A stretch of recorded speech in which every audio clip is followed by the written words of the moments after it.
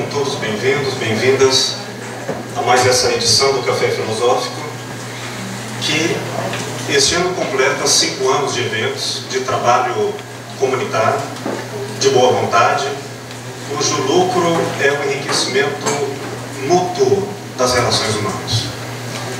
Nós convidamos agora para estar conosco meu querido amigo, grande professor intelectual e um ser humano de coração ímpar, querido professor Weber Lima. Muito obrigado, querido.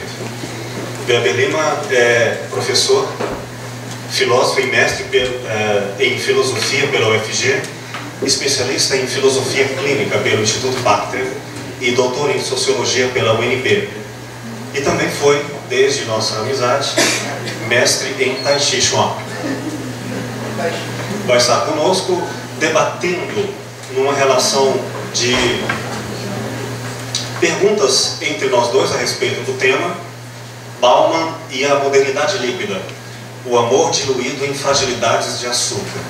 Boa noite a todos. Eu agradeço mais essa oportunidade de estarmos juntos celebrando esses 5 anos do Café Filosófico,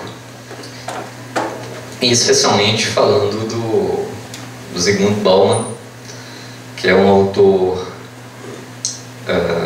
provocativo, um autor, como o querido amigo e professor Goya disse, ele é prolífico, ele escreve muito, e ao mesmo tempo ele inquieta muito, né? Então eu agradeço a presença de todos nessa tarde de domingo, e fazer uma menção especial a um aluno meu que veio de Brasília só para estar aqui conosco, o Álvaro. Obrigado, querido, sua presença. Bem, pessoal, o Ivo já falou um pouco do Bauman. O Bauman completará no final desse ano 90 anos. Há mais de 60 ele se dedica à pesquisa sociológica.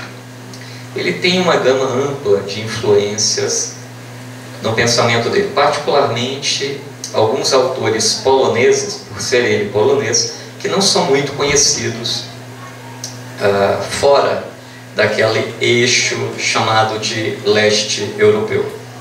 O Bauman, para quem não sabe, é de origem judaica, e em março de 68, na Polônia, houve um entreveiro com o Partido Comunista Polonês. Esse entreveiro começou aproximadamente em 1965.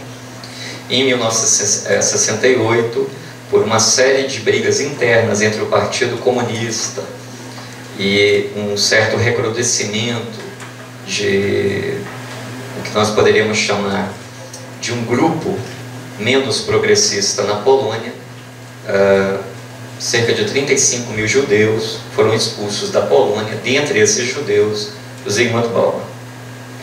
E o Bauman vai para a Inglaterra, radica-se na Inglaterra, passa a ser professor da Universidade de Leeds, onde ele está até hoje. E aproximadamente na década de 70 para 80, o finalzinho do movimento hippie, início do punk, o rock passa por toda uma transformação. Se vocês conversarem com roqueiros dessa época, nenhum reconhece a década de 80, eles pedem para vocês esquecerem a década de 80. Aqui no Brasil, alguns autores dizem que foi a década esquecida, perdida, e portanto deve ser esquecida. E nesse momento, aproximadamente, o Bauman começa a se dar conta que o que o Karl Marx teria dito no século XIX, né? Karl Marx é de 1818, morre em 1883, no século XVIII. E, portanto, Marx é um homem do século XIX, nasce e morre no século XIX. Karl Marx teria dito: tudo que é sólido se desfaz no ar, ou seja, tudo é gasoso agora, tudo é incerto. O Bauman, inspirado nesse e em outros pensadores, ele percebe que não está tanto assim, a sociedade não se gaseificou, não desapareceu, mas ela não tem mais solidez. Nisso Marx teria acertado, ela não é mais sólida, ela não chega a ser gasosa, mas ela é líquida. E essa metáfora da liquidez é interessante, porque nós usamos essa metáfora, por exemplo, na economia, né?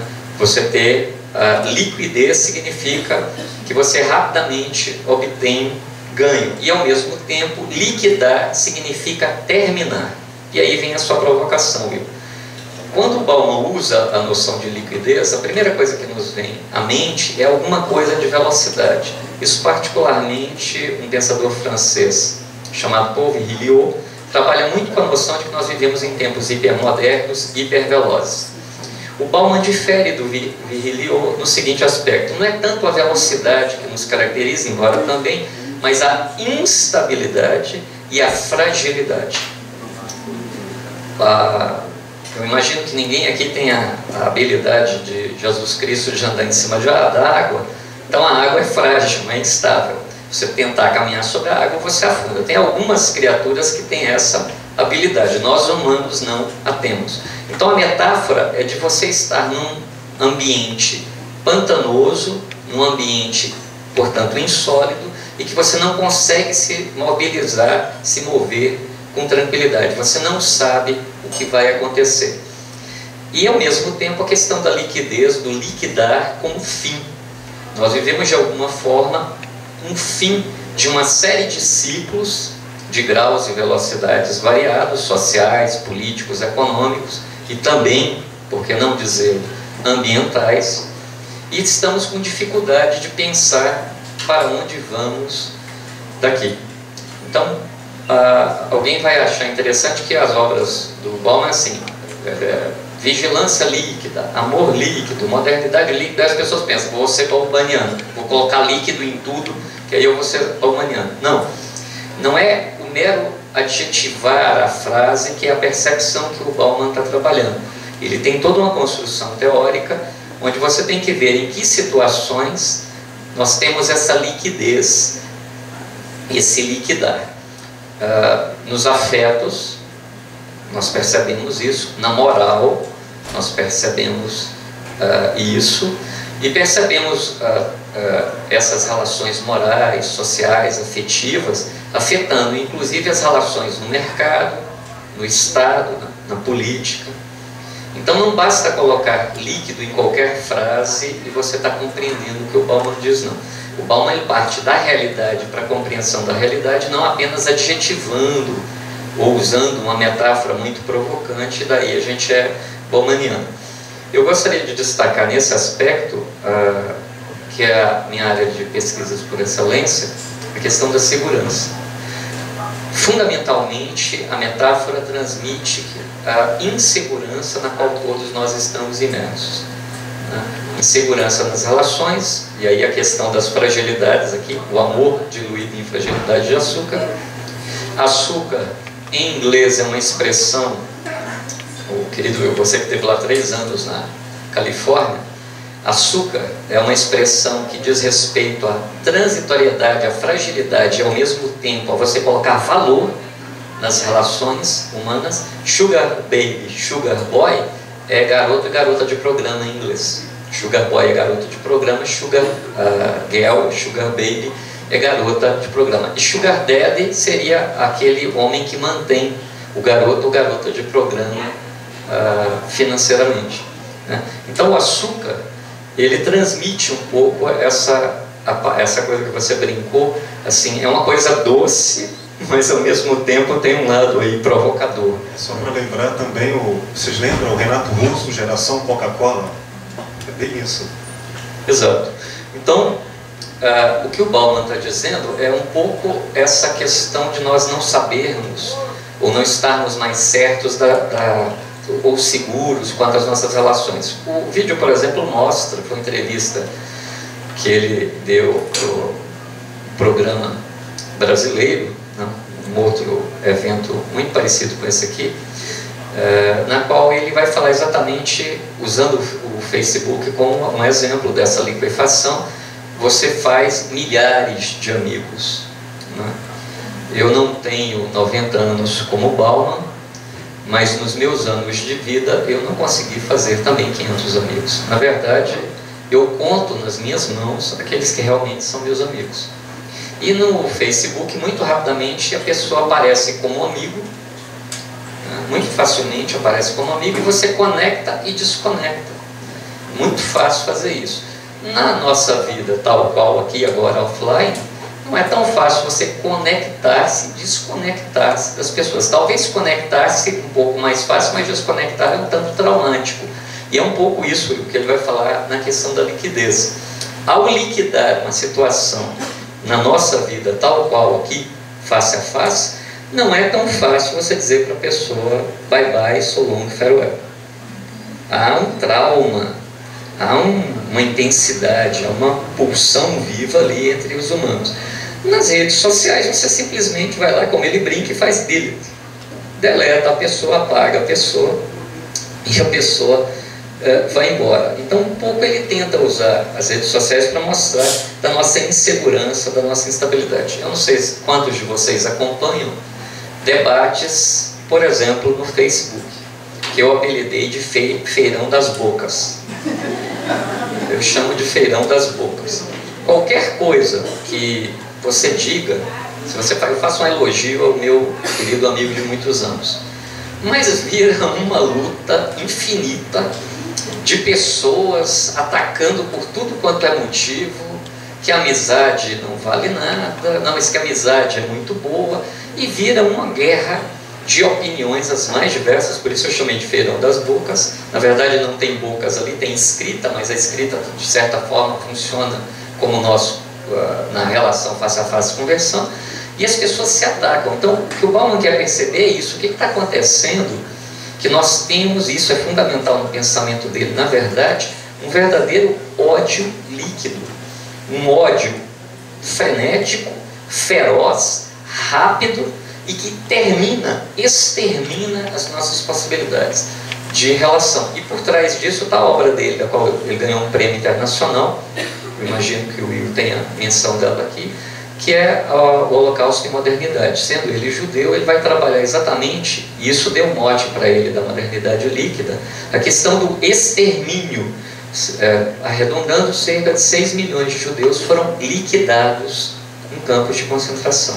Então ele percebeu que é uma época em que a gente liquida muito rapidamente seres humanos, outros seres vivos, incluindo a natureza como um todo, e nós, claro, fazendo parte desse cosmos vivos, desses biomas todos, nas suas complexidades. Então um pouco a percepção do Bauman é isso, e ele quer perceber essa coisa dessa transitoriedade, dessa instabilidade, e fundamentalmente a preocupação dele, e num belo livro ele chama de cegueira moral, ele usa uma expressão que ele traz lá da Grécia Antiga, a diaforização, essa insensibilidade, essa nossa perda, a liquidação da nossa sensibilidade uns para com os outros. Essa coisa de nós falarmos em tolerância, e aí é muito interessante, Goethe já dizia isso no século XIX, porque tolerar é injusto. E o Bauman é muito preocupado com essa questão. Eu tolero o outro enquanto eu não possa eliminá-lo, liquidá-lo, aí eu o tolero. E o Bauman, como outros tantos pensadores, o próprio Goethe no século XIX, está preocupado com respeito e não com tolerância. Eu tolero porque ainda não posso fazer alguma coisa. No momento em que puder, não tem tolerância mais nenhuma, nós vamos para liquidar, exterminar o outro. E no feirão das bocas a gente vê muito isso. É muito fácil você dar uma opinião qualquer e as pessoas bombardearem com uma carga que a gente consegue, nós que somos da filosofia clínica, por exemplo, perceber muito claramente em comportamentos, funções mecânicos, repetitivos, imediatos. A gente consegue perceber isso muito claramente. Eu não sei como é que você está pensando isso, essa questão aí dessa liquefação, dessa liquidez das relações humanas. Você disse bem, querido, acho que pensar é um gerúndio. Não há nada que seja estagnado e fragmentado, porque é disso que Bauman fala. A fragmentação que não conecta, não dá continuidade, não cria uma relação de causa e efeito, e, portanto, não havendo passado, presente, o futuro desaparece como sentido.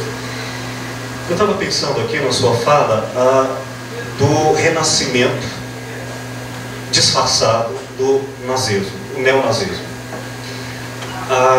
Essa é uma questão que ele coloca, e ele encontrou no Holocausto um exemplo máximo dessa liquidez, em que você liquida o estranho.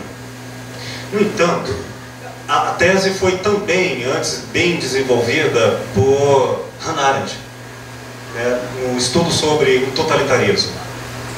E o que Hannah Arendt colocou, antecedendo um pouco Bauman, é algo que assustou e ainda continua assustando quando a gente se encontra diante dessa ideia. Os nazistas, que destruíram, entre tantos, os judeus, não eram homens perversos, monstros, aberrações psicopatológicas nas caricaturas da medicina. Não, eram pessoas, por assim dizer, burocráticas. Pessoas afetuosas com sua família, com a sociedade, e nem se davam conta de que o que faziam era errado. Porque desconectaram a moral do relacionamento autêntico, pessoa a pessoa, face a face, do trabalho. É isso que pensadores da escola de Frankfurt, como Habermas, chamou de comunicação instrumental. Aquela em que eu não me vinculo como pensador. Apenas uma linguagem que não tem vida. E a minha tarefa é como burro de carga, levá-la adiante sem pensá-la. Por assim dizer, esse tipo de linguagem, que é o mais comum, tem alguns efeitos. Hoje, por exemplo, posso estar sendo exagerado, mas via de regra creio que não. Quando nós dizemos, bom, no meu trabalho eu tenho uma vida profissional, em casa tenho uma vida pessoal. Assim, separando problemas pessoais dos problemas profissionais, competentemente, na qualidade de conseguir desconectar uma realidade de outra, eu colocarei a minha, digamos, pessoalidade, a minha alma fora do trabalho. E, portanto, se eu tiver que fazer uma demissão, se eu tiver que fazer algo que eticamente fira o próximo, eu direi, desculpa, eu mesmo não tenho nada com isso, é só trabalho. Ou seja, isso é neonazismo. Será que nós não estamos encontrando, não aquilo, Weber, que você disse, o trauma da separação face a face, mas o açúcar da separação, em que eu acredito que não estou traumatizando porque estou anestesiado com um conceito intelectual indiferente, analgésico. Desculpa, mas não é nada pessoal, olha uma faca aqui no coração. Só que como eu digo que isso é neoliberalismo, então parece que não sou eu, é o mercado que faz. Ou então, como médico, não sou eu, é a medicina que faz. Ou então, perdão, não fui eu, isso é a faculdade na qualidade de professor, que eu apenas cumpro ordens. Quem separa, neste aspecto, a vida profissional da vida pessoal é o nazista. E a questão? Este nazismo não aparece como demoníaco, ele não aparece com bigodinhos assustadores, ele não aparece como um passado distante. Ele desaparece na fragilidade dos relacionamentos. Outro termo que poderia ser bem colocado como esse afastamento da consciência moral dos atos feitos e escolhidos é o famoso ficar nas relações. É o amor líquido. Quer dizer, a ausência de preocupação em que uma ação tem consequência. E desconectar o presente de um futuro ou um presente de um passado é aquilo que na década de 80 nasceu o termo hoje bastante discutido e confuso chamado pós-modernidade. Entre os pensadores, talvez que tenham iniciado isso, vale citar o filósofo Jean-François Lyotard. E quando ele coloca isso, ele está dizendo o quê? Que pós-moderno, em comparação ao mundo sólido da modernidade, mundo industrial, mundo da razão, da lógica absoluta, essa pós-modernidade é a recusa em narrativas longas sobre todas as coisas. A recusa em uma demonstrabilidade do discurso. Ou seja, é o pensamento rápido que não exige reflexões a longo prazo. Então tudo aparece como, e hoje a literatura é até traduzida assim, pílulas do saber. E é claro que aqui eu não me refiro a belíssimas obras como de Carlos Pastorino em Minutos da Sabedoria. Não, ela se propõe a ter síntese poética. Eu me refiro a outras coisas. Ensinar o pensamento de Immanuel Kant em 4 ou 5 frases. Isso não se pode fazer. Receitas médicas muito mais direcionadas à compra de medicações do que o diagnóstico, o diálogo, as relações para além da relação patológica, e sim para o cuidado das relações médico-paciente. Todas essas questões eu acho que nos deixa consternados o quanto nós somos nazistas sem o saber. Essa sua provocação é muito interessante, porque particularmente os fascismos, eles têm como base uma luta antiga, que você como filósofo conhece bem na história do pensamento, que é o indivíduo e aquilo que, a partir do final do século XIX, vai ficar conhecido como massa, né? É a nossa individualidade, a nossa consciência enquanto seres no mundo, diluídos, eu estou usando aqui brincando com as metáforas do Bauman, diluído, né, num oceano que o Bauman chamaria de adiaforização, ou seja, de insensibilidade. Eu não reconheço os outros como outros portadores de direito. Eu não os reconheço assim. O outro é apenas um outro que eu posso tratá-lo, inclusive no limite, a questão ética por excelência, como coisa. Então eu posso usar esse outro como bem eu queira. Kant, no século XVIII, falando sobre isso, colocou em seu pensamento que esse é o limite ético por excelência: não transformar as pessoas em coisas, em objetos.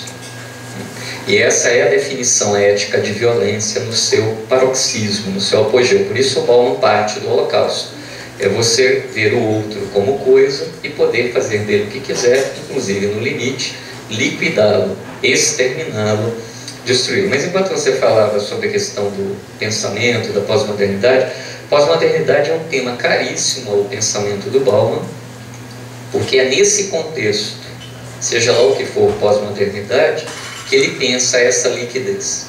É esse contexto em que a fragmentação, a velocidade, a instabilidade, a insegurança se fazem onipresentes em nossa vida, é que ele vai pensar exatamente a questão da liquidez. E você fez algumas provocações que foram fazendo pensar aqui. A questão de pensar rapidamente, né? Então eu estava pensando no pensamento Twitter, pensamento tweet, pensamento em 140 caracteres. Se não couberem em 140 caracteres, não vale a pena. Então eu fico imaginando, você que também é poeta, belos poemas alexandrinos em 140 caracteres. Eu fiquei imaginando o que você vai fazer, quando muito, Haikai, que tem sua beleza, longe de mim estar falando mal dos Haikais. Mas aí o propósito é outro, né? O Haikai tem um sentido diferente dos versos longos, de você tentar dizer o máximo com o mínimo. Mas no caso do pensamento Twitter, que eu estou brincando aqui, é aquele pensamento em que você dispara a 140 caracteres, muitas vezes sem pensar no que está escrevendo.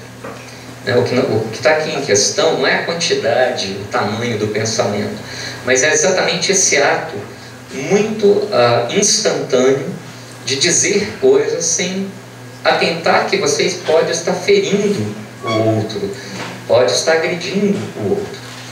E aí eu pensei aqui uma outra metáfora que vem junto com liquidez, que é a instantaneidade. É o mundo que você brincou em pílulas, é um mundo instantâneo. Então felicidade instantânea, amizade instantânea, inimizade instantânea, né? Extermínio do outro instantaneamente. Fica um mundo instantâneo, e esse mundo é o que o Bauman diz que é um mundo sem futuro. E é por isso que muita gente acha que ele é pessimista, mas uma das entrevistas mais recentes dele, ele disse que podem chamá-lo de qualquer coisa, menos de desesperançoso. Que ele tem uma profunda esperança na juventude, que a juventude se indigne diante dessa instantaneidade e a juventude promova a mudança. Ou seja, o Bauman é um pensador, no fundo, apesar das questões que ele lida serem chamadas contemporâneas ou pós-modernas, Ele é um pensador com uma formação clássica, com aquela esperança clássica humana tradicional, né? Mais do que a gente suporia que fosse, de que o jovem é a semente do futuro.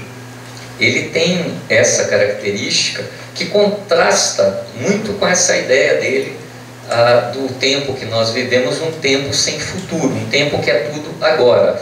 Nessa mesma entrevista, bem anterior, ele diz que quando ele era garoto, e ele brinca assim em inglês, eras atrás, devido à idade dele avançada, quando eu era garoto, diz Bauman, a gente falava-se muito em projeto de vida. E aí ele cita inclusive o Sartre, né, o projeto de vie. Então você tem um projeto de vida. E ele diz que hoje ele conversa com os jovens, e os jovens riem quando ele fala de projeto de vida. Brincando aqui num tom, né, parafraseando num tom aqui brazuca, seria assim: velho, qual é a sua, meu? Que negócio de futuro, velho? A coisa aí acontecendo, você tá doido, velho. Não é negócio de futuro, não. Né? E ele fica assustado exatamente com essa questão em que os jovens, ao mesmo tempo que ele põe essa esperança nos jovens, ele fica assustado porque muitos jovens, claro que isso é uma visão genérica, há jovens e jovens, mas de modo genérico, os jovens não estão conectados com a possibilidade do futuro. É um eterno presente.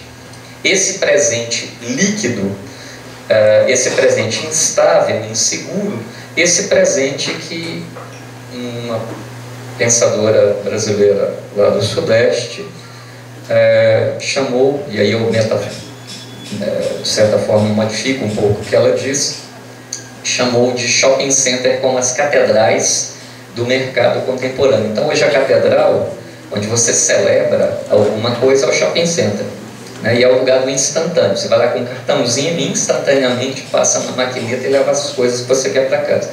Então esse é a vida shopping center, né? A vida shopping center, o pensamento Twitter, a amizade Facebook, todas instáveis, passageiras, sem muito compromisso, sem correr riscos. Há uma frase que o Oscar Wilde, que é um dos meus pensadores favoritos também do século XIX, ele provoca, ele diz: dê uma máscara ao ser humano e ele lhe dará a verdade. E conversando sobre o feirão das bocas, né, eu brinquei com meu filho mais velho sobre isso. Ele falou: pai, não é só o Facebook que é uma máscara, toda a internet é uma máscara. Então é por isso que as pessoas tão facilmente falam, aqui vamos brincar, entre aspas, verdades umas para as outras. Eu queria, aproveitando essa sua reflexão, retomar um pouco a questão que você falou muito bem do fascismo, né? Essa desconexão que você tão bem abordou agora no final, especialmente ilustrando com as pessoas que vão até o consultório, a experiência clínica, do contato com as pessoas olho no olho. Há uma tendência também nessa época que nós vivemos, isso não é de hoje, mas particularmente essa nossa época, de certa forma, transformou isso em algo tão recorrente que o que outro lado a gente poderia chamar de exceção, agora tornou-se regra. É essa ideia, Will, de que eu sou uma coisa e a ideologia que eu me ligo é outra. Então, assim, a ideologia é perfeita, eu sou falho, mas a ideologia é ótima, né? De alguma forma, a instituição dá certo. Nós, humanos, é que atrapalhamos as coisas, né? Nós é que não andamos muito certo, imperfeito que somos. Essa desconexão entre nós, enquanto seres, agentes, responsáveis por seus atos, e aquilo que nós fazemos, movidos pelos mais diferentes propósitos e circunstâncias, é uma das marcas distintivas que você bem provocou do pensamento fascista. O pensamento fascista é aquele que faz com que a pessoa se desconecte da responsabilidade para com seus atos. Então, eu não tenho responsabilidade, porque no limite foi o líder, foi a ideologia, foi o Estado, foi a causa quem me moveu. Por detrás dessa ideia, algumas culturas, como a cultura norte-americana, bolaram o brainwashing, que é a lavagem cerebral. Então meu cérebro foi lavado, e aí olha a liquidez de novo, o líquido de novo do Bauman aí, meu cérebro foi lavado, eu estou com o cérebro líquido, né? Liquidou-se minha capacidade de pensar, e aí eu fui movido por essas tendências. O que nós sabemos hoje, após praticamente um pouco menos de 2 séculos de ciências as mais diversas, indo da ciência psicológica, passando pelas ciências sociais e a novíssima filosofia clínica, é que as coisas não são bem assim, né? As coisas não são bem assim. Nós, humanos, nós somos responsáveis por nossos atos com graus variados. Claro, a gente pode ser obrigado a fazer as coisas, mas que essa alienação que eu vou aqui brincar, essa alienação líquida, essa alienação rápida a que nós acorremos para tentar justificar nossas ações, ela não parece estar mais tão conveniente e convincente. É muito comum, quando eu converso em sala de aula com os meus alunos sobre essas questões que nos inquietam, o Brasil vir à fala, e claro, como brasileiros a gente tem vários exemplos, e a pessoa diz, mas isso é a cultura brasileira que é assim.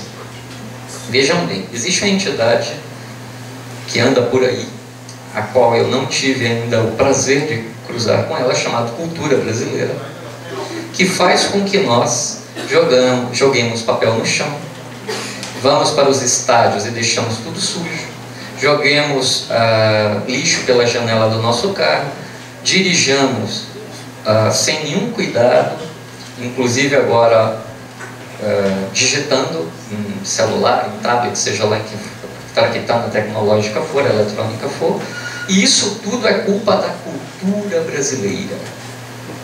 Tudo isso é culpa da cultura brasileira. Nós, brasileiros, nossa cultura. Perceba a desconexão profunda que essas pessoas transmitem em sua fala. Eu não sou responsável pelos meus atos. Pois bem, eu contra-argumento dizendo o seguinte: eu sou brasileiro, nascido e criado no Brasil, e eu não faço essas coisas. E como eu conheço muita gente no Brasil, que eu conheço o país todo, de norte a sul, leste a oeste, que não faz isso. Então não é uma questão de cultura brasileira. E aí essa desconexão, ela é bem a sua provocação.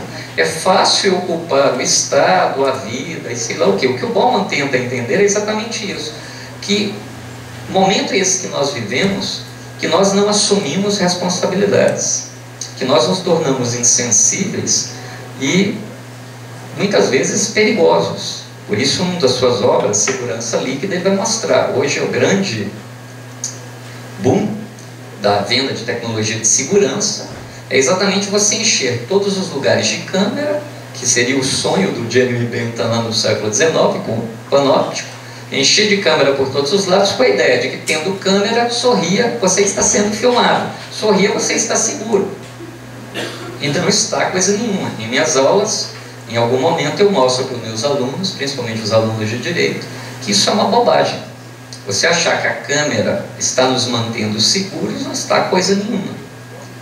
De forma nenhuma, uma câmera sozinha, por mais que tenha uma pessoa lá do outro lado assistindo vídeos, está mantendo você seguro. Se não houver toda uma mobilização, toda uma integração, todo um aparato de gente integrada para tomar ações responsáveis, a câmera sozinha, com vídeos, quando muito se presta a fofoca. Você filmar, como vários condomínios fazem, colocam câmeras para filmar para parente, segurança do condomínio, seja de qual for, horizontal ou vertical, e no fundo o que está acontecendo ali é verdadeira fofoca. Porque começar que as câmeras são posicionadas muitas vezes de forma errada e acaba filmando a vida íntima das pessoas, segurança que é bom, coisa nenhuma. Então, essa coisa da imprevisibilidade que você falou também em relação a esse momento que nós vivemos é muito interessante. Eu sempre me lembro e brinco em sala de aula, com todo respeito ao sambista brasileiro, mas é porque não dá para aguentar. Deixa a vida me levar, vida leva eu. Pode ser bonito na música, mas na prática é tanto complicado. Deixa o carro me levar, carro leve eu. Não vai dar certo, não está dando certo. Então, assim, há algumas coisas estranhas na nossa vivência contemporânea, em que a gente quer ao mesmo tempo uma leveza uma vida mais leve, a vida está muito difícil sob vários aspectos, e a gente quer não ser responsável. E aí você citou essa questão do açúcar, que eu gostei muito. Talvez quem melhor pudesse falar disso para nós é a doutora Vanessa, né? Essa coisa da biologia, porque o açúcar, sob determinada forma, ele gera energia, mas sob determinado grau, intensidade, não é minha praia, eu não sou bioquímico, aí a querida doutora Vanessa poderia falar isso melhor do que eu, mas me parece que numa determinada quantidade você tem um efeito paradoxal, e faz exatamente o oposto, e você falou muito bem. Então, em vez dele te estimular com a glicose, que dá energia, faz ao contrário, você fica meio deprê, meio sem energia, ou seja, esse é um efeito paradoxal. Então, nós vivemos uma época que muito parece com a metáfora do açúcar que o meu querido amigo colocou aqui. Eu quero tudo doce, rápido, instantâneo, saboroso, mas não as dores que essa realidade também traz. Eu vou ao consultório clínico para me consultar, eu quero que você instantaneamente faça alguma coisa e que minha dor vá embora. Eu quero açúcar. E aí muitas vezes não é exatamente isso, né, que acontece. E como aqui nós estamos numa noite em que celebramos essa análise do mundo líquido, da vida líquida, da modernidade líquida, com um olhar a partir do sociólogo polonês radicado na Inglaterra, Zygmunt Bauman, isso me fez pensar. Imaginem vocês, nós temos amizades Facebook, memória Instagram, pensamento Twitter e conhecimento Google. Agora, desde quando Google tem conhecimento? Conhecimento não é o mesmo que informação. O que você obtém via redes sociais não tem informação. Conhecimento, e você citou o latim, o conhecimento na sua origem etimológica envolve um esforço de produção. O conhecimento ele não se dá instantâneo. O conhecimento não é líquido. Ele não se dá dessa forma. Ele exige-nos um esforço. Assim como na terapia, o ato da pessoa se autoconhecer exige uma parturição, lembrando de novo do velho Sócrates, né, da maiêutica, que é o caso, no caso da filosofia clínica, você possibilitar que a pessoa dê à luz aos seus potenciais ignorados, reprimidos, recuados, colocados como inautênticos. Nesse sentido, a filosofia clínica resgata o bom e velho Sócrates, né, lá de há mais de 2.500 anos, ou pelo menos 2.500 anos. No nosso momento presente, o que o nosso olhar propõe é a gente fazer uma reflexão se é suficiente confundir informação com conhecimento para ter conhecimento. E é claro que não é. Nós vivemos, portanto, uma época em que a nossa identidade parece muito mais uma colagem, um pastiche, um verdadeiro plágio, né? Coletânea de coisas em que a gente une e imagina que isso é a nossa identidade. Por isso que eu fiz a brincadeira usando o Instagram. Você tira um monte de fotos, e você só viajou, você tirou um monte de fotos. O lugar e a experiência não é importante, mas a quantidade de fotos mostrando ali para as pessoas que você está lá no lugar é que é mais significativo. Weber, só para acrescentar, é curioso essa coisa do selfie, em que a pessoa aparece mais do que o mundo. Vai tirar uma foto lá das pirâmides do Egito, não aparece as pirâmides, porque ele está na frente. Não é à toa que chama selfie, né? Ele quer aparecer em todos os lugares. É interessante isso, Will. Embora a nossa praia não seja a psicanálise, da qual a gente faz até uma leitura crítica, mas a gente na filosofia clínica poderia brincar com o velho Freud, com a provocação dele, que é o mundo líquido é um mundo tremendamente espelho, um mundo tremendamente narcísico, né? A água funciona como espelho, então, usando a metáfora provocativamente, é um mundo narciso. A gente quer se ver. Eu não quero ver as pirâmides do Egito, eu quero ver minha cara e as pirâmides lá no fundo e eu assim. Eu não quero ver a Torre Eiffel, eu quero ver a minha cara com a Torre Eiffel lá no fundo. É estranho um mundo em que a gente ao mesmo tempo afirma que não somos responsáveis, negamos o mundo à nossa volta e queremos aparecer tanto. É um mundo realmente extraordinariamente estranho. O quanto a gente quer aparecer, a tal ponto que me parece que se a pessoa não tirar fotos do local para onde ele esteja, e aí é uma questão bem filosófico-clínica, né? A gente pega o lugar onde a pessoa está, o modo como se relaciona com o tempo, com o espaço, com as circunstâncias. Nesse caso, com o lugar, é como se ela não estivesse lá. Ela está na medida em que ela tem uma foto em que ela está. e divulga e está pela publicidade alcançada, não tanto pela experiência. A quantidade de likes prova que você está lá mais do que o outro que não tem tanto like. Então, se eu tive muito gostou, eu estou lá. Se eu não tenho tanto, então eu não estou. É um mundo extraordinariamente estranho. É um mundo inquietante, que nos angustia, nos leva muitas vezes a diferentes formas de terapia ou a diferentes formas de paliativos, e ficamos assustados porque não parece funcionar, e acho pouco provável que dessa forma funcione. Sem que a gente enfrente a dinâmica da vida, sem que a gente enfrente que a dor, o sofrimento, as tristezas compõem o cenário onde nós amadurecemos nessa experiência que você tão bem colocou, delineou, fica difícil a gente imaginar crescimento. Não é à toa que é um mundo também, esse mundo líquido, é um mundo em que, olhando com os olhos generosos do Bauman e outros autores, é um mundo imaturo, um mundo onde a imaturidade é muito presente. Você falou muito bem da questão do eu não sei. Para um pensador afirmar que ele sabe alguma coisa, o Bauman, por exemplo, ele está há 60 anos lutando com uma série de problemas humanos, sociais, que nos afligem, para ele dizer que há algumas questões que ele sabe um pouco sobre elas. Mas muito rapidamente, e eu brinco de novo, em 140 caracteres nós desvendamos todos os mistérios sabidos e essa saber do universo. Há um provérbio árabe muito provocativo, que eu gosto muito: nada é mais ousado do que a ignorância. Nós não reconhecemos que não sabemos, e essa seria uma virtude do sábio. Eu sei que não sei e me disponho a aprender.